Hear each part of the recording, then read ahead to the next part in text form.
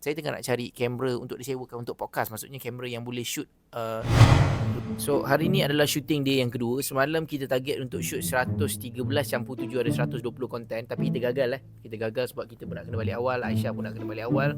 Dia tak commit. So hari ni kita sambung sekali lagi untuk day 2. So kalau korang tengok dekat setup kita orang ni, kita orang punya schedule shooting simple saja. Kita orang apa yang kita akan buat adalah kita akan set up macam 2 kamera dengan screen dan cameraman yang akan duduk bersila untuk 2 hari. Konten 2 hari tu kita akan cover at least lah untuk sebulan.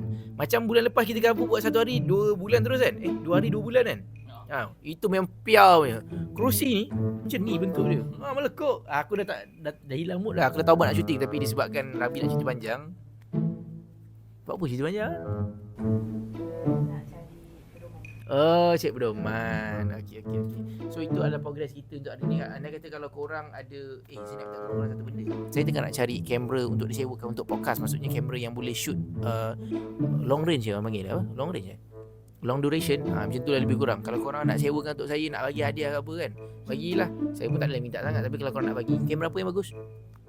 Sony yang nak bagi tu, yang saya tak minta tu, bagi saya Sony. Okay, Panasonic. Lepas tu bateri minta yang at least 4 jam 5 jam, yang tak ada charge apa semua tu. Lepas tu dengan ni iPhone 17 Air. Saya dapat eksklusif punya invitation kan. Benda ni biasa je.